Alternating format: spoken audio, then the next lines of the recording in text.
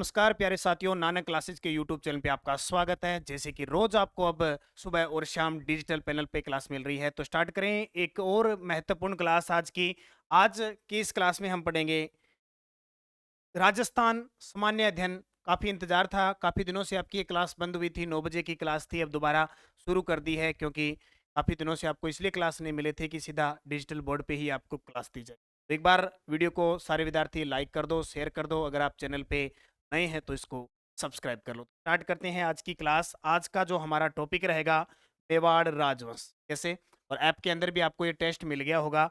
उत्पत्ति से लेकर राणा मोक्कल तक के काल की हम घटना इस वीडियो में पढ़ेंगे। अभी जो एग्जाम होगा आरपीएससी ईओआरओ है, आरपीएससी पीटीआई सेकंड ग्रेड है, इसके अलावा सूचना सहायक है, आरएस की वैकेंसी आने वाली है, बीएसटीसी पीटेट, सब एग्जाम में जहां भी राजस्थान का एग्जाम होता है और जहां राजस्थान हिस्ट्री दी जाती है वो क्वेश्चन आपसे पूछे जाते हैं। स्टार्ट करें इस क्लास को। एक बार वीडियो को आप सारे विद्यार्थी लाइक शेयर कर दें। सभी विद्यार्थियों को गुड इवनिंग।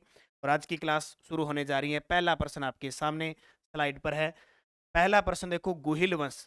जब हम मेवाड़ की बात करते हैं, इसकी जब हम मेवाड़ वंश की बात करते हैं तो हम दो वंश अपने राजस्थान में खास करके पढ़ते हैं। हालांकि इसकी बहुत सारी शाखाएं थी, लगभग 26 शाखाओं का उल्लेख मिलता है, लेकिन हम सिर्फ दो शाखाओं का ही ज़्यादातर इतिहास पढ़ते हैं।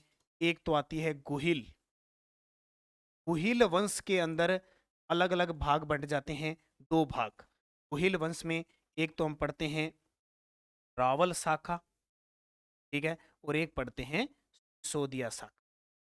मेवाड़ पर आपसे पूछे कि किसका राज था, प्रश्न देखो क्या है कि गुहिल वंश के शासकों ने किस क्षेत्र में राज किया, किस क्षेत्र में राज किया, तो हमारा उत्तर क्या आ जाता है, मेवाड़। ठीक है, और मेवाड़ की बात करें, मेवाड़ वंश में जो वंश आया उसका नाम था गुहिल वंश। और भारत क्या विश्व के इतिहास में गुहिल वंश एक ऐसा साम्राज्य था, ऐसा वंश था जिसने एक छत्र राज किया।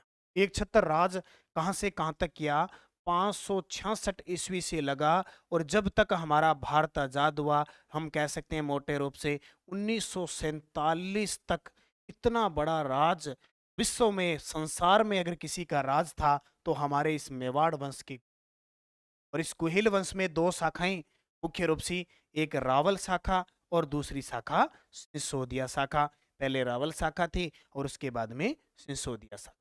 ठीक है, नाम आया है मेवाड़ का। जब जब मेवाड़ की बात करें तो मेवाड़ के बारे में जब भी हम पढ़ेंगे, हम पढ़ेंगे वर्तमान उदयपुर का क्षेत्र। क्या पढ़ेंगे, वर्तमान उदयपुर का क्षेत्र। तो इसका उत्तर क्या हो जाएगा, गुहिल वंश के शासकों ने किस क्षेत्र में राज किया था, मेवाड़ पे राज किया। दूसरा प्रश्न देखिए, जैसे जैसे प्रश्न आएगा, क्योंकि आज हम सिर्फ मोक्कल तक ही पढ़ेंगे।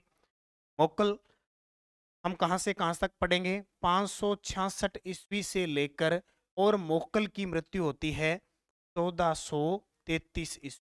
यहाँ तक हम प्रक्रिया पूरी पढ़ेंगे, क्या क्या घटना घटित हुई मेवाड़ के इतिहास। दूसरा प्रश्न देखिए, गुहिल वंश को ईरान के शासक नौशेखा से संबंधित माना है। देखो, ये मेवाड़ का जो राज था, मेवाड़ पे जो राज हुआ था वो कहाँ से स्टार्ट हुआ था, गुहिल से। एक गुहिल नाम का व्यक्ति था, ठीक है, जिसको इतिहास में गुहादित्य के नाम से पुकारा जाता है। कहते हैं कि इसकी इसका जो जन्म हुआ था एक गुफा के अंदर हुआ था, इसलिए इसका नाम गुहिल, गुफा से गुहिल हो गया। और इसी गुहिल ने 566 ईस्वी में मेवाड़ में गुहिल वंश की नींव डाली, और इसी मेवाड़ के गुहिल वंश का संस्थापक, मुख्य जनक कहा जाता है। ठीक है, तो गुहिल वंश को ईरान के शासक नौशेखा से संबंधित, क्योंकि इतिहास है और इतिहास की बातें जगह जगह से आपको अलग अलग मिलेगी, कोई प्रमाणित बातें कहीं से आपको नहीं मिलेगी। इसलिए कोई कहेगा कि यहाँ से प्राप्त हुआ है, कोई यहाँ से उसे से, कोई जो विदेशी होगा वो कहेगा हमारे विदेशी से आया है, कोई ब्राह्मण होगा तो वो कहेगा कि हमारे ब्राह्मणों से उत्पत्ति हुई है। तो अलग अलग इतिहासकारों ने अलग अलग बात कही है। इसलिए अबुल फजल ने एक बात कही, अबुल फजल ने कहा कि ये जो गुहिल है ना, ये ईरान के एक शासक थे नौशेखा, नौशेखा से इनसे संबंधित है, इनकी जाति से उत्पन्न है। तो उत्तर क्या आ जाएगा, अबुल फजल। तीसरा प्रश्न, गुहिल वंश की उत्पत्ति से संबंधित असत्य बताओ। गुहिल वंश की उत्पत्ति से संबंधित असत्य बताओ। सबसे पहले कर्नल जेम्स टोड, नाम याद रखना है, ये कर्नल जेम्स टोड, इसे राजस्थान के इतिहास का राजस्थान के इतिहास का पिता कहा जाता है, इतिहास का पिता। और दूसरा इसे क्या कहते हैं? घोड़े वाला बाबा कहते हैं। क्या कहते हैं? घोड़े वाला बाबा, क्योंकि घोड़े पर ही लगभग घूम फिर के इन्होंने राजस्थान की कला संस्कृति और इतिहास लिख लिया, इसलिए घोड़े वाले बाबा। कर्नल जेम्स टोडी ने वल्लभी, गुजरात के अंदर है, के शासकों से संबंधित माना है। बिल्कुल इनकी बात सही है। नैणसी, नैणसी यानी मोहनोत नैणसी, गोपीनाथ शर्मा इन्हें ब्राह्मण होने का मत प्रतिपादित करते हैं। मैंने अभी आपको बताया ना, जो जिस वंश का है उसने अपना मान लिया। तो गोपीनाथ शर्मा और मोहनोत नैणसी इन्होंने क्या माना? ब्राह्मण। देखो, एक मानते हैं फिर दो तीन इतिहासकार उनका समर्थन कर देते हैं, इसलिए दो तीन के नाम आ जाते हैं। गौरी शंकर हीराचंद ओझा के अनुसार 566 ईस्वी में गुहिल शासन स्थापित किया। पढ़ चुके हैं। गौरी शंकर हीराचंद ओझा क्या कहते हैं कि मेवाड़ में जो गुहिल वंश स्टार्ट हुआ था वो 566 ईस्वी में शुरू हुआ था। तो ये भी बात सही है, उपयुक्त सभी सत्य। तो किसके द्वारा गुहादित्य गुहिल द्वारा किस वर्ष की गई थी? तो इसका उत्तर हो जाएगा 566 ईस्वी में। 566 ईस्वी में किसने गुहिल वंश की स्थापना की थी? गुहादित्य। मैंने कहा था ना कि एक गुफा में इनका जन्म हुआ था, इसलिए इनको किस नाम से पुकारा जाता है? गुहादित्य। और गुहादित्य के नाम से पुकारा जाता है इसलिए गुहिल वंश की स्टार्टिंग होगी और 566 ईस्वी में इसकी स्थापना कर दी गई। कुमारपाल प्रबंध में उल्लेख है कि चित्तौड़गढ़ के किले का निर्माण एक मौर्य राजा ने करवाया था। उस राजा का नाम क्या था? बड़ा ही शानदार प्रश्न है। आज से 3-4 साल पहले आरपीएससी ने यह प्रश्न पूछा था कि कुमारपाल प्रबंध के अनुसार चित्तौड़ के किले का निर्माण एक मौर्य राजा ने करवाया था। उस राजा का नाम था चित्रांग। क्या था? चित्रांग था। यानी कई बार नाम आता है चित्रांगद मौर्य, चित्रांगद मौर्य इनका पूरा नाम है आ जाता है। अब देखिए बात, एक इंपॉर्टेंट बात यहां से आपको और देखनी है। नाम आया है किसका? चित्तौड़गढ़ का। चित्तौड़गढ़ का नाम आया है तोड़, ठीक है। चित्तौड़ दुर्ग कहां पे है? चित्तौड़गढ़ में। इसका निर्माण किसने करवाया? कुमारपाल प्रबंध के अनुसार चित्रांग मौर्य ने करवाया था।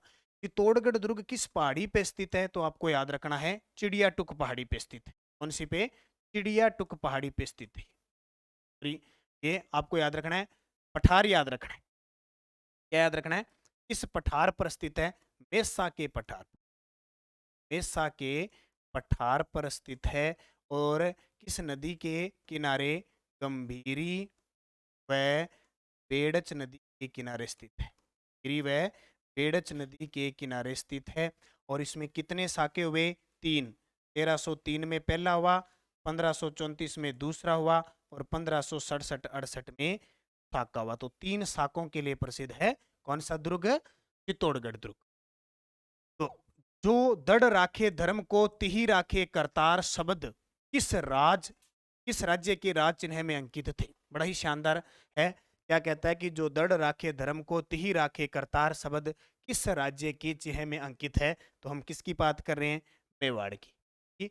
मेवाड़ वंश की बात कर रहे हैं। मेवाड़ वंश के जो राजा है उन्हें हिंदुआ सूरज के नाम से भी पुकारा जाता है। किस नाम से? हिंदुआ सूरज के नाम से पुकारा जाता है। दो बातें आपको याद रखनी है। मेवाड़ के राजाओं को या तो राणा कहा जाता है या फिर महाराणा की उपाधि से नवाजा जाता है। राणा और महाराणा की उपाधि से नवाजा जाता है। तो क्या उत्तर आ गया? जो दृढ़ राखे धर्म को तिही राखे करतार। मेवाड़ में सबसे पहले नौकरशाही का गठन किसने किया था? बड़ा ही शानदार प्रश्न है। मेवाड़ में सबसे पहले नौकरशाही का गठन किसके द्वारा किया गया? नौकरशाही क्या होती है? आज जो ये व्यवस्था चल रही है ना, सचिवालय की सचिव वगैरह होते हैं, तो ये व्यवस्था है नौकरशाही। तो इसका गठन किया था अल्लट। किसने किया था? अल्लट। अब नाम से बड़ा शानदार है। अल्लट के बारे में कुछ बातें याद रखो। इन्हें आलू रावल की उपाधि प्राप्त है। कौन सी? आलू रावल की उपाधि मिली हुई है। मेवाड़ का ऐसा शासक जिसने आहड़ को राजधानी बनाई, आहड़ को राजधानी बनाई। और पहला ऐसा शासक मेवाड़ का या राजस्थान का पहला शासक जिसने अंतरराष्ट्रीय विवाह किया था, पूर्ण राजकुमारी थी। पूर्ण राजकुमारी हरिया देवी से विवाह किया था। हरिया देवी से विवाह किया किसने? अल्लट ने। 3 बातें अल्लट की आपको याद रखनी है। क्या क्या बताई मैंने? आलू रावल की उपाधि प्राप्त है किसको? अल्लट को। आहड़ को राजधानी किसने बनाई? अल्लट ने। और तीसरी बात, पूर्ण राजकुमारी हरिया देवी से विवाह किया और ये राजस्थान का पहला अंतर्राष्ट्रीय विवाह कहलाता है। प्रकार का अंतर्राष्ट्रीय विवाह राजस्थान का पहला कहलाता है। तो नाम किसका आया? अल्लट का। ठीक है, याद रखना है। और कल बप्पा रावल के बारे में चर्चा करेंगे। गुहिल के बाद मेवाड़ के प्रतापी शासक कौन बने थे? गुहिल, अब गुहिल का नाम आते हैं, मेवाड़ का गुहिल वंश का संस्थापक था वो कौन था? गुहिल। उसके बाद जो शासक आए, आपके पास ऑप्शन है, हालांकि छोटे मोटे और भी शासक आए थे लेकिन इतिहास में उनकी जानकारी नहीं मिलती है। इसमें से जो क्वेश्चन था उसका उत्तर आ जाएगा बप्पा रावल। बड़ा ही शानदार, बड़ा ही खतरनाक शासक था, बड़ा ही ताकतवर शासक था बप्पा रावल। ठीक है, बप्पा रावल, सबसे पहले ध्यान रखना इनकी उपाधि याद रखना, काल भोज। उपाधि कौन सी? काल भोज के नाम से प्रसिद्ध थी। ठीक है, काल भोज,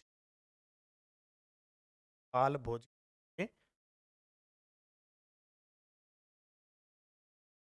देखो बप्पा रावल की मुख्य बातें, एक तो इनके पास उपाधि थी काल भोज की। दूसरा प्रश्न इनका बनता है कि बप्पा रावल ने राजधानी किसको बनाई थी? नागदा को। तीसरा इनके लिए इंपॉर्टेंट क्या बनता है कि इन्होंने मेवाड़ में सोने के सिक्के चलाए थे। सोने के सिक्के किसने चलाए? बप्पा रावल। तीसरी इनके लिए इंपॉर्टेंट बात कि इन्होंने कैलाशपुरी नागदा के अंदर, नागदा उस समय थी इनकी राजधानी, कैलाशपुरी में एकलिंग नाथ जी के मंदिर का निर्माण करवाया। एकलिंग नाथ के मंदिर का, नाथ संप्रदाय का, लकुलिश संप्रदाय का सबसे बड़ा मंदिर है, किसने बनवाया था? बप्पा रावल ने। और बप्पा रावल की एक और ध्यान रखना, इनकी जो समाधि बनी हुई है, की जो समाधि बनी हुई है वो नागदा उदयपुर के अंदर बनी हुई, ये भी शानदार। क्या बताया आपको कि काल भोज इनकी उपाधि है, नागदा इन्होंने राजधानी बनाई थी, सोने के मेवाड़ के अंदर सिक्के चलाए थे, कैलाशपुरी में एकलिंग नाथ जी के मंदिर का निर्माण करवाया था, और इनकी समाधि कहाँ बनी हुई है? नागदा। दोनों तीनों चीजें याद रखनी है। बप्पा रावल की पूछे कि इनका जो काल था वो कौन सी सदी का था, अभी रीट के अंदर प्रश्न भी आया था और विवादित भी रहा था, शताब्दी उल्टी सीधी लिखी गई थी, आपको पता होगा। तो बप्पा रावल की जो शताब्दी है, बप्पा रावल किस शताब्दी में आए थे? 8वीं शताब्दी में आए थे।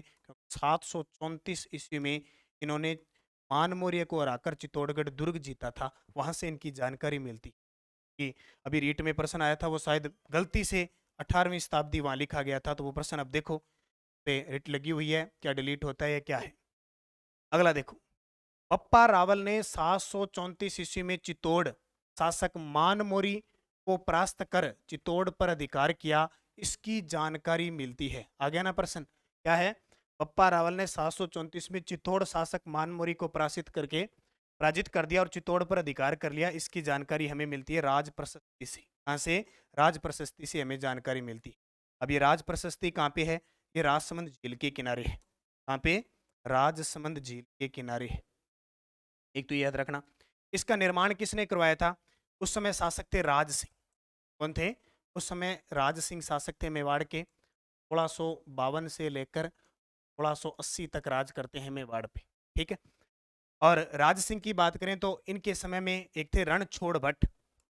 रणछोड़ भट्ट, रणछोड़ भट्ट थे। इन्होंने संस्कृत भाषा में संस्कृत भाषा में इस प्रशस्ति का निर्माण किया था। बहुत इंपॉर्टेंट है और अक्सर पेपर में यहाँ से प्रश्न। राज सिंह रणछोड़ भट्ट ने संस्कृत भाषा में विश्व की सबसे बड़ी प्रशस्ति, विश्व बड़ी,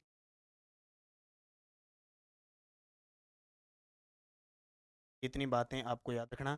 राजसमंद है, राजसमंद की 9 चौकी की पाल पे ये बनी हुई है। अगला देखो, बप्पा रावल ने मेवाड़ की राजधानी किसे बनाया? मैं आपको लगभग चीजें बता रहा हूँ, ज्यादा दिक्कत आनी नहीं चाहिए। तो बप्पा रावल ने मेवाड़ की राजधानी बनाई नागदा। अब देखो, चित्तौड़ को राजधानी बनाने वाला था जेतर सिंह। कौन था? जेतर सिंह मेवाड़ का शासक आया था, रावल शाखा का था, उसने चित्तौड़ को राजधानी बनाई थी। आहड़ को बनाने वाला एक शासक आया था जिसका नाम था अल्लट। ठीक है, अभी बता दिया मैंने। और चावंड को राजधानी बनाने वाले थे महाराणा प्रताप। कौन है? महाराणा प्रताप ने चावंड को राजधानी बनाई थी। तो तीनों क्लियर होगी। पहली राजधानी जैसे नागदा बप्पा रावल ने बनाई, फिर आहड़ अल्लट ने बनाई, चित्तौड़ जेतर सिंह ने बनाई और चावंड किसने बनाई? महाराणा प्रताप ने। गौरी शंकर हीराचंद ओझा के अनुसार बप्पा रावल का वास्तविक नाम क्या था? यहाँ से प्रश्न आता है और ये जितने भी मैं लगभग सोर्स दूंगा या जितने भी आपको मैटर दूंगा, कोशिश होगी मेरी 30 से 12 की जो अपनी बाजार में भी पुस्तक उपलब्ध है वन लाइनर, वहाँ का सोर्स मैं लगभग उठाऊंगा जो दे रखी है। तो नाम आया बप्पा रावल का वास्तविक नाम काल भोज। गौरी शंकर हीराचंद ओझा के अनुसार बप्पा रावल का वास्तविक नाम क्या था? काल भोज। बप्पा रावल की तुलना चार्ल्स मार्टल, बप्पा रावल की तुलना चार्ल्स मार्टल यानी एक फ्रांसीसी सेनापति था, जिसने यूरोप में सर्वप्रथम मुसलमानों को परास्त किया था। यानी चार्ल्स मार्टल कौन था? चार्ल्स मार्टल फ्रांसीसी सेनापति जिसने यूरोप में सर्वप्रथम मुसलमानों को परास्त किया था, उसकी संज्ञा यानी बप्पा रावल की तुलना चार्ल्स मार्ट से किसने की है? तो वो की थी सी वैद्य ने। किसके द्वारा? सी वैद्य एक इतिहासकार थे, उनके द्वारा की गई। मेवाड़ के शासकों के शासनकाल के बारे में सही क्रम बताइए। जब इससे पहले जो राजस्थान पुलिस का पेपर हुआ था उसमें ये सेम प्रश्न पूछा गया था कि मेवाड़ के शासकों का शासनकाल बताना। ठीक है, ये जितने भी शासक मैंने लिख रखे हैं मैं 2-3 रावल शाखा के। अब हमें पता कैसे लगेगा कौन किस समय आया था? मैं आपको थोड़ी सी डिटेल बताता हूँ। देखिए, रावल शाखा का अंतिम शासक कौन था? रावल शाखा की बात करें, अंतिम शासक था रतन सिंह। कौन था? पढ़ते हैं रतन सिंह। रतन सिंह वही पद्मिनी अलाउद्दीन खिलजी का आक्रमण 1302 से लेकर 1303 तक का राज, एक छोटा सा शासनकाल, और पद्मिनी को पाने के कारण अलाउद्दीन खिलजी इस पर आक्रमण करते हैं, गोरा और बादल इसमें हैं। ठीक है, इससे रतन सिंह के जो पिता थे वो थे समर सिंह। कौन थे? समर सिंह थे, जो इससे पहले आए थे जस्ट। ठीक है, जैसे वो आए थे 1273 से लेकर 1302 तक। और समर सिंह से पहले आए थे तेज सिंह। कौन आए? तेज सिंह। तेज सिंह आए 1253 से लेकर 73। तेज सिंह से पहले जो आए थे उनका नाम था जेतर सिंह। ठीक है, जेतर सिंह आए आपके 1213 से लेकर 53 तक। अब आपके सामने है, और ये तो 8वीं शताब्दी में आए थे। ये उत्तर तो बिल्कुल वैसे ही गलत हो जाएगा। अब देखो क्या सही बैठेगा? जेतर सिंह। जेतर सिंह आ गया, उसके बाद में रतन सिंह। गलत हो गया ये तो। जेतर सिंह, फिर तेज सिंह, और फिर रतन सिंह। हो सकता है तेज सिंह, रण सिंह, तेज सिंह। ये भी गलत, ये भी गलत। क्या आ जाएगा? कौन सा? जेतर सिंह। ठीक है, तो सही जवाब इसका क्या आ जाएगा? क्या आ जाएगा?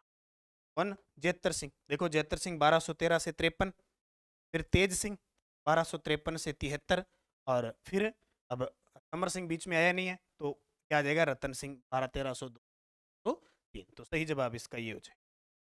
जेतर सिंह व इल्तुतमिश के बीच भूताला का युद्ध कब हुआ था?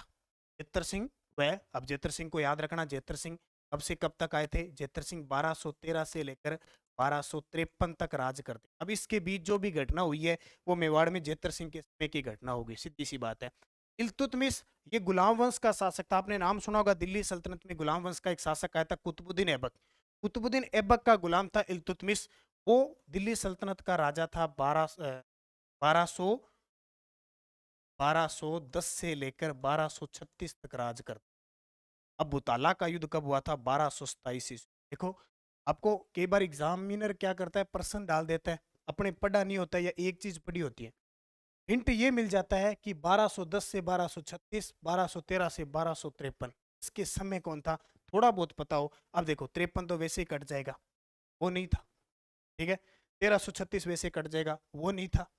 अब 1213 और 1210 दो में कंफ्यूज होती है, तो ताला का युद्ध हुआ 1227 ईस्वी। और कहते हैं कि इस युद्ध के अंदर हालांकि जेतर सिंह जीत जाता है, जेतर सिंह जीत जाता है, लेकिन इस युद्ध में जेतर सिंह इतनी हानि होती है, इल्तुतमिश की सेना है वो इसकी राजधानी नागदा होती है, क्योंकि बप्पा रावल ने कौन सी बनाई थी? नागदा। और उसके बाद में हाड़ इस राजधानी को तहस नहस कर देते हैं। तब जेतर सिंह जाके राजधानी किसको बना लेता है? तोड़ को बना। मेवाड़ के किस शासक ने उमापति वार लब्ध प्रोड प्रताप की उपाधि धारण की थी? बड़ा ही शानदार प्रश्न है। चालुक्यों को हराकर, चालुक्यों को हराकर उमापति वार लब्ध प्रोड प्रताप की उपाधि किसने धारण की थी? रावल जेतर सिंह ने। और रावल जेतर सिंह के समय में आपको याद रखना है 1260 ईस्वी में कमल चंद्र ने प्रथम चित्रित ग्रंथ लिखा था। कौन सा चित्रित ग्रंथ लिखा था प्रथम? उसका नाम था करम चंद्र वंशो कीर्तनम काव्यम। ये ग्रंथ कमल चंद्र ने लिखा था। किसके शासनकाल में? तेज सिंह। ठीक है। रावल शाखा का अंतिम मेवाड़ शासक कौन था? ये बड़ा ही शानदार प्रश्न है। रावल शाखा सेम सिंह से स्टार्ट होती है और अंतिम आता है रतन सिंह। वही रतन सिंह है जो 1302 से लेकर 1303 तक राज करता है। और इसके समय में शाका होता है 1303 ईस्वी का शाका, तोड़गढ़ दुर्ग का शाका। आक्रमण कौन करता है? अलाउद्दीन खिलजी। और इस युद्ध में रावल रतन सिंह के दो सेनापति गोरा और बादल, गोरा व बादल तीर गति को प्राप्त होता है।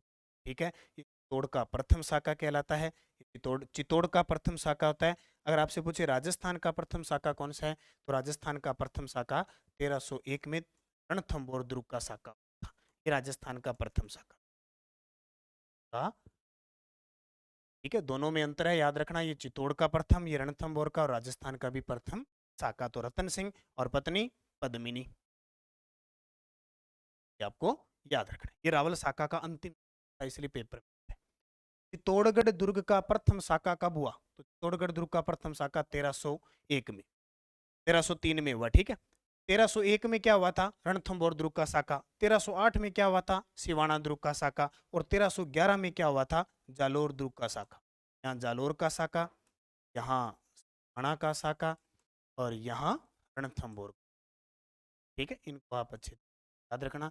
दुर्गों के अंदर साके और सभी जगह आक्रमण किसका था? कल ही मैंने बताया था AK-47 चली थी राजस्थान में, यानी अलाउद्दीन खिलजी की तलवार चली। और मुख्य मुख्य दुर्ग है वो अलाउद्दीन खिलजी ने जीते थे। हालांकि सब लगभग विश्वासघात के कारण जीते गए थे। आप कभी भी जब पढ़ो दिल्ली सल्तनत की एक सबसे बड़ी खासियत बताता हूँ। आपसे पूछे कि दिल्ली सल्तनत और राजस्थान के राजाओं का संबंध पूछे, अलाउद्दीन खिलजी एकमात्र ऐसा शासक था जो राजस्थान के राजाओं को हरा पाया था। इसके अलावा कोई भी ऐसा दिल्ली सुल्तान नहीं था कि राजस्थान के राजाओं को हरा पाए। आप कौन सा भी युद्ध देख लेना, कहीं भी नहीं जीते दिल्ली सल्तनत के। अगला प्रश्न देखो, गोरा व बादल का संबंध किस साके से था? अभी साका क्या होता है? साका वो जादूगर साका नहीं है कि जादूगर साका। साके का मतलब होता है जहां जोहर होता है प्लस राजाओं सेनापतियों के द्वारा केसरिया किया जाता है। जब ये दोनों काम एक साथ होते हैं, केसरिया होने के बाद जब जोहर होता है, तो वो साका कहलाता है। ठीक है, अपने पढ़ते हैं ना जैसलमेर दुर्ग का अर्ध साका, तो वहां केसरिया तो हुआ, जोहर नहीं हुआ। ठीक है, ठीक है, ये होता है साका। गोरा और बादल का संबंध किस साके से है? चित्तौड़गढ़ से। कब? 1303 ईस्वी। कब की बात है? 1303 ईस्वी की। इसके अलावा देखो कई और सेनापति है अपने राजस्थान के अंदर बड़े प्रसिद्ध है। जब रणथंभौर की बात करें तो एक का नाम आता है रणमल और एक का नाम आता है रत्तीपाल। इन दो सेनापतियों ने हमीरदेव के साथ क्या किया था? विश्वासघात किया था। क्या किया था? विश्वास। देखो कुछ अच्छे थे भी तो कुछ निकम्मे भी थे, क्योंकि लालच बुरी बला होती है। और इनको अलाउद्दीन खिलजी ने लालच क्या दिया? दुर्ग का भी, भाई तेरे को दुर्ग मिलेंगे, तू राजा बन जाएगा, तेरे साथ इतनी इतनी परियां होगी, इतनी महारानियां होगी, इतनी बेगम होगी, तू बड़े मजे करेगा। अब एक छोटे छोटे सेनापति होते हैं, लालच तो सभी को आता है आजकल, वो कहते हैं ना लालच बुरी बला है। लेकिन अलाउद्दीन खिलजी भी बहुत खतरनाक था, द्वितीय सिकंदर कहता था अपने आप को। और जब भी दुर्ग को जीतता इन सबको मार देता। तो रणमल रतिपाल का संबंध रणथंभौर से था। जब सिवाना की बात करें तो बावला पंवार था एक। कौन है? बावला पंवार। अब नाम से पता चल जाएगा, देखो क्या नाम? बावला पंवार, बावला पंवार। अब नाम से पता चलता है बावड़ो योद्धा रख। इसने सिवाना दुर्ग में शीतल देव चौहान के साथ क्या किया था? विश्वासघात। और जालोर दुर्ग में आपने एक नाम सुना होगा, बीका दैया। कौन सा नाम? बीका दैया। अब बीका दैया ने यहाँ विश्वासघात किया। इसको अलाउद्दीन खिलजी, इसके जो सेनापति थे, उन्हें कहा भी तू बड़े मजे करेगा, तेरे को दुर्ग दे देंगे ऐसे वैसे। इसने सोचा है क्या बात है, क्या मजे हैं, नजारे लेंगे। लेकिन इसकी पत्नी बड़ी खतरनाक थी। की पत्नी बता देता हूँ, नाम हीरादे था। वास्तव में हीरादे था, हीरा ही था। जब इस बात का इसको पता चला ना कि मेरे पति ने ऐसा काम कर दिया, तो कहते हैं कि इतना गुस्सा आया इसको, इसने अपने पति को तलवारों से काट दिया था। खतरनाक हुआ है, रानी शतरानी हुआ है जी की हाड़ी रानी, तो हीरादे बड़ी खतरनाक थी। राजस्थान में बहुत सारी हाड़ी रानी प्रसिद्ध है भाई, ये जी की तलवारों बाढ़ती नहीं बे भी प्रसिद्ध है, ध्यान रखियो हीरादे। आ हीरादे पत्नी बीका दैया, तो ध्यान रखना है, कई कई पत्नी बड़ी खतरनाक हुआ है जिया हीरादे, इन जिये ध्यान लाग्यो भी कन्नड़ देव के सागे बीका दैया विश्वासघात करे, अन हीरादे ने रात ने तलवार रख ली आपके सारे और इन काट दी। ये खतरनाक कुछ सेनापति थे और कुछ इनकी पत्नियां भी बड़ी खतरनाक थी, इनसे भी बढ़कर थी। अगला देखो, चित्तौड़गढ़ दुर्ग 1303 ईस्वी में साके की जानकारी किस ग्रंथ में मिलती है? बड़ा ही आसान है, जब जब चित्तौड़गढ़ दुर्ग, पद्मिनी, रावल रतन सिंह की बात आए तो हम पढ़ते हैं कौन सा? खजाइन उल फतू। कौन सा ग्रंथ है? खजाइन उल फतू। किसने लिखा? अमीर खुसरो। ये साथ में रहता था अमीर खुसरो अलाउद्दीन खिलजी के, ठीक है। आंखों देखा हाल स्टूडियो, ये एकदम मीडिया ही था, एकदम ग्रंथ लिखता था और सारी बातें लिख देता था। राणा हमीर ने मेवाड़ में सिसोदिया वंश की नींव कब डाली? ये राणा हमीर, अब हमीर दो है, एक तो हमीर देव चौहान है वो रणथंभौर वाला, और एक हमीर कौन सा है? सिसोदिया।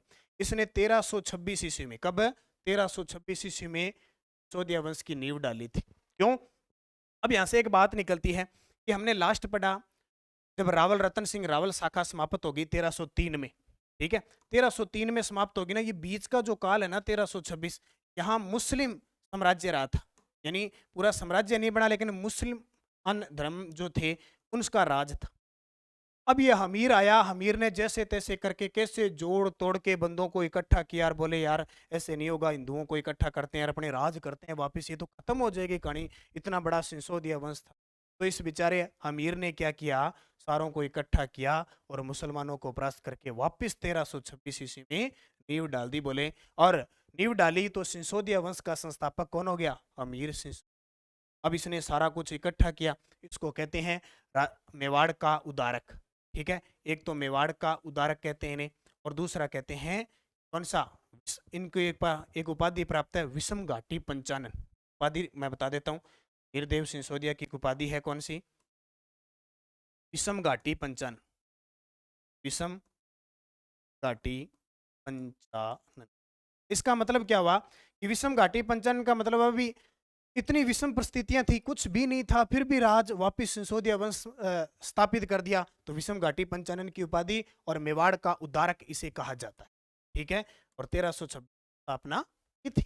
अगला देखो, राणा हमीर सिसोदिया ने, राणा हमीर सिसोदिया ने 1336 में सिंगोली के युद्ध में दिल्ली के किस सुल्तान को पराजित किया? मैंने कह दिया ना, AK-47 अलाउद्दीन खिलजी एक ऐसा शासक था जो राजस्थान के राजाओं को हरा पाया था, इसके अलावा किसी में दम नहीं था कि वो राजस्थान के राजाओं को हरा दे।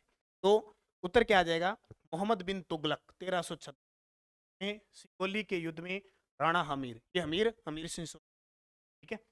आगे देखो भी, सिंह भट्ट और धनेश्वर भट्ट नामक संस्कृत के विद्वान किस शासक के दरबारी थे? आज तक ऐसे नहीं आए हैं लेकिन आ सकते हैं आगे। क्या है? जोटिंग भट्ट, नाम सुना होगा, जोटिंग भट्ट और धनेश्वर भट्ट नामक संस्कृत के विद्वान किस शासक के दरबारी थे? तो ये थे राणा हमीर के, ये सॉरी राणा लाखा के, नाम आ गया लाखा, लक्ष्य सिंह। बड़ा ही जबरदस्त शासक था, बड़ा ही किस्मत वाला शासक था, वही लक्ष्य सिंह लाखा है काल में जावर की खान निकली थी, वही शासक है जिसने इस अवस्था में, यानी कहते हैं कि 60-70 साल का था और हंसाबाई से इसने तय किया था, कि वही शासक है जिसके काल में एक पिछुमार बंजारे ने, छित्रमार नाम का था, उसने क्या किया था? निर्माण करवाया था पिछोला झील का। कौन सा लाखा? राणा लाखा। मन्नार फन्नार विसल जैसे शिल्पी और योगेश्वर तथा विष्णु भट्ट जैसे प्रकांड विद्वान मेवाड़ के किस शासक के दरबार की शोभा बढ़ाते? बड़े ही जबरदस्त विद्वान आए, तो एक तो मन्ना हो, एक फन्ना और एक विसल शिल्पी भी थे, एक योगेश्वर और विष्णु भट्ट विद्वान थे, मेवाड़ के किस शासक के दरबार की शोभा बढ़ाते थे? आते थे भाई साहब राणा मोक्कल के, नाम से पता चल गया, मोक्कल साहब कुंभा के पिता थे, कुंभा के पिता थे। कुंभा के पिता कौन थे? मोक्कल। और आज की हिस्ट्री हम पढ़ रहे हैं मोक्कल तक, कल हम कुंभा से आगे की, मोक्कल कुंभा के पिता थे। विद्वान मन्ना फन्ना विशल शिल्पी योगेश्वर विष्णु भट्ट, बड़े प्रख्यात विद्वान। मेवाड़ का उदारक किस शासक को कहा जाता? आगे प्रश्न, मेवाड़ का उदारक किनका है? अमीर, एक देखो चौहानी आ गयो और सिसोदिया आ गयो, अपन उत्तर क्या करना है? अमीर सिंह। कौन सा? हमीर सिंसोदिया करना है। ये हमीर सिंसोदिया 1300 में मेवाड़ में सिंसोदिया वंश की, ये चौहान है रणथंभौर वाला। ठीक है, मेवाड़ का उद्धारक किसको कहते हैं? हमीर सिंसोदिया। इस शासक को कीर्ति स्तंभ प्रशस्ति में विषम घाटी पंचानन की संज्ञा दी गई। आ गया प्रश्न, विषम घाटी पंचानन, ठीक है, की संज्ञा दी गई थी हमीर। और हमीर कौन सा? अब याद रह जाएगा ना, हमीर सिंसोदिया ने कौन सा युद्ध लड़ा? सिंगोली का युद्ध लड़ा। कौन सा? सिंगोली का। कब? 1306। इसके साथ? दिल्ली सुल्तान मोहम्मद बिन तुगलक। इसके अलावा मेवाड़ का उद्धारक हो गया और पंचानन की। दाखा की पत्नी हंसाबाई किसकी बहन थी? दाखा की पत्नी थी हंसाबाई, बहन थी रणमल की। अब ये रणमल कौन था? ठीक है, ये रणमल जोधपुर के शासक राव चूड़ा का पुत्र, राव चूड़ा का पुत्र था रणमल, और इसकी हंसाबाई। अब होता क्या है कि मेवाड़ का शासक कौन होता है? मेवाड़ का उस समय शासक होता है लाखा। नहीं, आपको बता रहा है। देखो, मेवाड़ का शासक था उस समय लाखा, और इधर जोधपुर का या कह सकते हैं मारवाड़ का शासक था, वो कौन था? राव चूड़ा। ठीक है, आप याद रखना, मेवाड़ के जो शासक थे उनके आगे राणा और महाराणा लगता था, और जो जोधपुर के शासक थे उनके आगे राव लगता था। तो चूड़ा का पुत्र था रणमल। ठीक है, चूड़ा का पुत्र कौन था? रणमल, और पुत्री कौन थी? ताबाई। बाई ताबाई, बड़ी हंसती। अब देखो, लाखा का पुत्र था चूड़ा, अब ये राणा चूड़ा था। दोनों में अंतर ध्यान रखना, ये राव चूड़ा शासक था और लाखा का पुत्र चूड़ा था। अब क्या हो गया, इधर चूड़ा भी जवान था, पहला जवान हुआ 10 साल का, 12 साल का जवान हो जानता पूरा लंबा 7 फुट का। और इधर पुत्री हंसाबाई जवान होगी, जवान को मतलब 9-10 साल की होगी, 12 साल। राजपूतों में परंपरा थी बाल विवाह की। तो पुत्री हंसाबाई और राणा चूड़ा, इधर से एक राजा की पुत्री थी, इधर राजा का पुत्र था, तो जाहिर सी बात है राजा और आपस में जो मेवा रियासतें होती थी वो शादी करती। अब हंसाबाई शादी करनी थी और सूचना पहुंचाएगी कि मेवाड़ का एक पुत्र है चूड़ा, लाखा का पुत्र है, शादी कर रहे हैं। यहाँ से एक पंडित जी महाराज को, पहले क्या होते थे, पंडित जी होते थे और वो नारियल ले जाते थे। ठीक है, और कहते हैं कि पहले जिसके हाथ में नारियल दे दिया ना, उसके साथ ही शादी होती। ठीक है, आजकल तो नारियल फोड़ दो बोले कोई कौन मिला है, पर पहला लड़ाइया होता। अब क्या हो गया, एक पंडित जी महाराज को नारियल देके और मेवाड़ दरबार में भेज दिया। अब कह दिया भी उसका जो पुत्र है ना उसके साथ शादी कर। ठीक है जी, उस दिन अब संयोग हुआ कि वियोग हुआ, पता नहीं क्या हुआ, ये नारियल पंडित जी महाराज ने जाके राणा लाखा को दे दिया। कहते हैं कि राव चूड़ा उस समय होता है कोई शिकार खेलने। लाखा ने हंसा, "अरे यार मेरे साथ इस उम्र में, करीबी टाइम 80।" लाखा ने लगा जोर जोर से दरबार में, बोले यार इस उम्र में मेरे साथ मजाक किसने? मजाक क्या, कि हंसाबाई का विवाह किसके साथ करना था? चूड़ा का। लेकिन पंडित जी महाराज जाके किस, राणा लाखा, यार ये मजाक कर दी। पंडित जी महाराज भी सोचने लगा यार तो उल्टा काम हो गया, देना था चूड़ा के हाथ में, दे लाखा के हाथ में। अब क्या करें? अब शर्त रखी, वापिस आया पंडित जी महाराज, चूड़ा के बाद बोले यार एक काम गलत हो गया। चूड़ा ने कहा क्या हो गया? कि मेरे को देनी तो नारियल जो था वो चूड़ा के हाथ में मैंने दे दिया उसके पिता के हाथ में, शादी तो उससे करनी। चूड़ा ने कहा ये तने काम बहुत गलत है, तो एक काम कर, एक शर्त लेके जा उनके पास, एक शर्त रख कि अगर हम शादी कर देंगे चलो लाखा के साथ, और लाखा के साथ शादी कर देंगे, इस पुत्र उत्पन्न होगा वो मेवाड़ का राजा बन होगी। लाखा कहता मेरा ज्येष्ठ पुत्र है, मेरा प्रिय पुत्र है, मैं राजा। बात का पता चूड़ा को लगा, यार साल की उम्र, पिताजी है उन शादी हो रही, बड़ा खुश हुआ, बोले इनकी शादी करवा देते हैं और करवा देते हैं, टाइम रह गया इनका। पिता ने लाखा के पास गया, बोले आप पापा जी आप शादी कर लो, बात नहीं मेरे, अब आपकी जो आप और कर लो। कहा भाई शादी तो मैं, हाँ, वो मेवाड़ का राजा बने। पिता ने कहा मैं आज से क्या लेता हूँ, कभी भी राज नहीं लूंगा, मैं कभी शादी नहीं। लाखा ने कहा बात है। प्रकार करके चूड़ा क्या करता है, अपने पिता को मना लेता है, बोले आप मजे लो, आप शादी करो।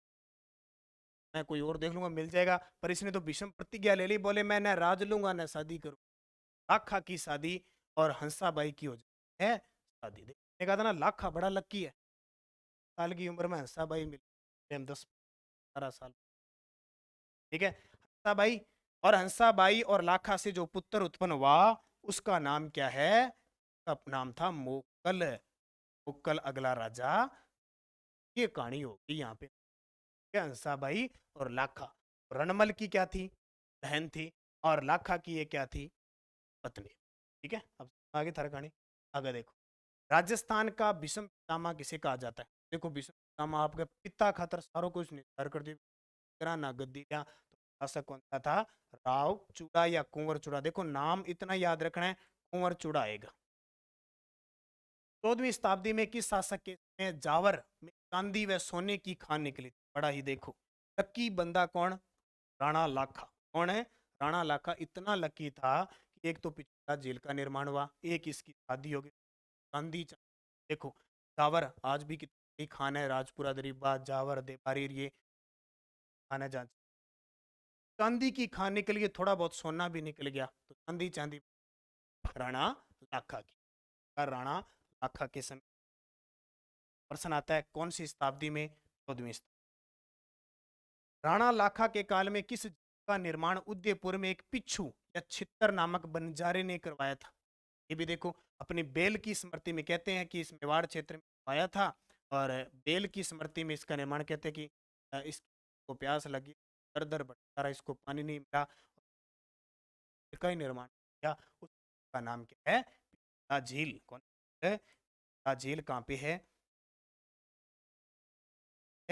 जयपुर में, जहाँ सौर वेधशाला सौर ऊर्जा से राणा मोकल के बारे में असत्य बताओ। मोकल कुंभा का पिता था, और राणा लाखा और हंसाबाई का क्या था? पुत्र था। राणा मोकल के बारे में सत्य कथन बताओ। 1421 में मेवाड़ के शासक बने। चूड़ा रक्षक बना, लेकिन बाद में मेवाड़ छोड़कर मांडू चला गया। चूड़ा, वो चूड़ा कौन सा? कुंवर चूड़ा। किसका रक्षक बना था? मोकल का। लेकिन बाद में थोड़ी बहुत मनमुटाव होगी, जैसे हंसाबाई वगैरह ने कह दिया अभी ये राज करेगा, ऐसे पता लग गया यार यहाँ काम का नहीं, अपने चलते हैं। पहले मेवाड़ छोड़कर मांडू चला गया। ये 1433 ईस्वी में मोकल की हत्या चाचा मेरा व महपा पंवार ने कर। ये याद रखना, मोकल की हत्या चाचा मेरा नाम है दो, चाचा मेरा और महपा पंवार ने कर दी। ये भी है। मोकल रणमल की पत्नी हंसाबाई का पुत्र। ये गलत है, पूरी कहानी मैंने बता दी, गलत होना ही नहीं चाहिए आपका प्रश्न। असत्य बताना है तो मोकल रणमल की पत्नी नहीं थी, बल्कि रणमल की बहन हंसाबाई का। तो असत्य बताना ये है। अलाउद्दीन खिलजी द्वारा बदले गए दुर्गों के नाम में असत्य। एक आता ना AK-47 चली थी, अलाउद्दीन खिलजी पोप जब जब चली। AK का मतलब होता है अलाउद्दीन खिलजी। क्या? अलाउद्दीन खिलजी ये दिल्ली सुल्तान में, दिल्ली सल्तनत से ताकतवर शासक था। 1296 में राजा सुल्तान बना, और 1316 तक इसने राज किया। जब जब इसकी इस साइड मैंने कहा तोप चली, इतनी खतरनाक चली कि लेके बैठी। अलाउद्दीन खिलजी ने वाणा दुर्ग को जीतकर 1308 में खैराबाद नाम रखा, सही है। जालोर दुर्ग को जीतकर 1311 में लालाबाद रखा, ये भी सही है। तोड़गढ़ को जीतकर 1303 में खिजराबाद रखा, ये इसका पुत्र था खिजर खां के नाम पर रखा। जबकि रणथंभौर दुर्ग कुफर का गढ़ इस क्या था? इसने 1301 में जीता, लेकिन इसमें नहीं थी। अब ये कुफर का गढ़ क्या है? तो कल हमने चौहान वंश पढ़े थे, उसमें पढ़ा अमीर खुसरो। क्या पढ़ा था? अमीर खुसरो इतिहासकार था, इसके साथ ही रहता था अलाउद्दीन खिलजी। जब 1301 में अलाउद्दीन खिलजी जीत लिया, तो अमीर खुसरो ने कहा था कि आज कुफर का गढ़ राम का घर हो गया। ने तीनों के नाम बदले थे, चित्तौड़गढ़ का, जालोर का, सिवाना का, लेकिन बदला किसका नहीं था? रणथंभौर का नहीं बदला। रणथंभौर का क्या आ जाएगा? अगला देखो, 1540 ईस्वी में मलिक मोहम्मद जायसी ने ग्रंथ में अलाउद्दीन के चित्तौड़ आक्रमण का कारण रावल रतन सिंह की पद्मिनी को प्राप्त करना बताया, जिसके समर्थक डॉक्टर। ये ग्रंथ कह रहा है इतिहास जो है वो ग्रंथ पर आधारित है। मलिक मोहम्मद जायसी ने किस ग्रंथ में अलाउद्दीन खिलजी के चित्तौड़ आक्रमण का कारण रावल रतन सिंह ने वो थी इस ग्रंथ में पद्मावत, और रावल रतन सिंह की कौन थी? पद्मिनी। अब देखो क्या है कि ये पद्मिनी कौन? ये श्रीलंका के राजा, श्रीलंका में एक सिंह के राजा गर्भसेन की पुत्री थी, गंधर्व सेन की पुत्री थी, और शादी की मेवाड़ चित्तौड़ के शासक रतन सिंह के साथ हुई थी। कहते हैं कि इतिहासकार और ज्यादातर ये पद्मावत के लेखक कौन है? मलिक मोहम्मद जायसी। ये बताते हैं इनके ग्रंथ की कहानी ये है, पद्मिनी पहला उस समय नारी नहीं, कहा जाता है कि साथ एक तोता था, ठीक है? वो तोता इसके साथ रहता था और हूबहू मानव जैसी आवाज निकालता था। वो तोता एक दिन तोता उड़ा और आ गया, तोड़ आया और इधर उधर घूमता रहता। बोले शिव के राजा गंधर्व, बड़ी ही इतनी सुंदर है, ऐसी नारी नहीं देखी। ये बात पता चली, रतन सिंह कहते हैं कि रतन शादी कर लेता है। राजा महाराजा होता है, जाहिर सी बात, राजा महाराजाओं की। तो रतन सिंह की जब शादी हुई और उसमें यहाँ ये भी शिष्ट हुआ कि अलाउद्दीन खिलजी बार में एक राजपुरोहित ने भी आ गई थी, बाद में दरबार से बाहर, और फिर वो चला जाता। वो बड़ी बड़ी बातें अलाउद्दीन खिलजी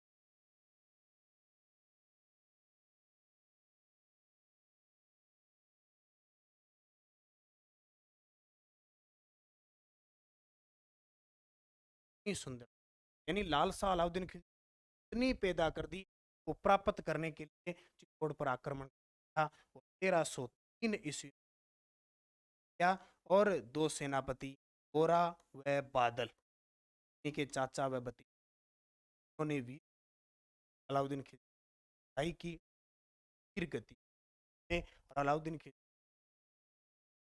का बात होती है अलाउद्दीन खिलजी। काला के युद्ध की जानकारी जय सिंह सूरी के इस ग्रंथ से है। काला का युद्ध मैंने बताया 1227 ईस्वी सिंह ने इल्तुतमिश को हराया था, और इसमें जानकारी मिलती है, एक ग्रंथ है हमीर मद मर्दन, ठीक है? जय सिंह सूरी का ग्रंथ है हमीर मद मर्दन, एकमात्र ऐसा हमीर मद मर्दन है जिसकी जानकारी वीर सिंह है। वीर सिंह कैसे मिलती है? इसके अलावा जितने भी अमीर नाम के महाकाव्य है, अमीर हट है, ये सारे अमीर। बिलासपुरी में एकलिंग नाथ जी यानी लकुली संप्रदाय के मंदिर का निर्माण किस शासक ने था? बात में मैं बता दिया, का नाम आता है बप्पा रावल। पास में है पाल भोज नाम से है। ये एक नाथ जी राजस्थान में पुलिस संप्रदाय का, पाशुपत संप्रदाय का सबसे प्राचीन मंदिर है। तो एकलिंग नाथ जी का मंदिर है कैलाशपुरी है, नागदा में। नागदा कहाँ पे है? का मंदिर सास बहू की बना हुआ है। यही पप्पा रावल की, पप्पा रावल है। तो ये इंपॉर्टेंट पर्सन आज मैंने आपको दिए, कहाँ तक? मोकल तक की थी। कल हम फिर पढ़ेंगे गोवा के बारे में आपको पता है जैसे ही थोड़ा सा ये लगा है कि नए जिले बनने ज़्यादा परिवर्तन का कुल है हमारी राजस्थान तरफ, ये उसका परिवर्तन होगा। क्या जो जिले बनेंगे, बाकी कला संस्कृति, लेकिन इतिहास जो हम ये नहीं बदले, पॉलिटिकल इतिहास तो हम पढ़े पढ़े, ठीक है? तरीके से पढ़ेंगे। आपको क्लास ग्रेड का एग्जाम है, अभी क्लास शुरू कर एक आज लाइव आके मैंने व्याकरण की क्लास आपने, और ये टेस्ट सीरीज हमारी रोज शाम 6 बजे टेस्ट मिलता है नानक क्लासेज ऐप के अंदर। नानक क्लासेज ऐप के अंदर आप इसको ज्वाइन कर लें। क्या टेस्ट सीरीज को आप ले लोगे तो एक बार टेस्ट सीरीज ले, एक साल तक साल तक उस प्लस यहाँ पे उसका आपको व्याख्या भी आपका मजबूत होगा। ये बनेगा तो भी डाल दिया जाएगा। करंट वगैरह जितनी फर्स्ट ग्रेड है, कॉलेज लेक्चर है, सेकंड ग्रेड है, पीटी, हमारे नानक क्लासेज है, ज्वाइन करो।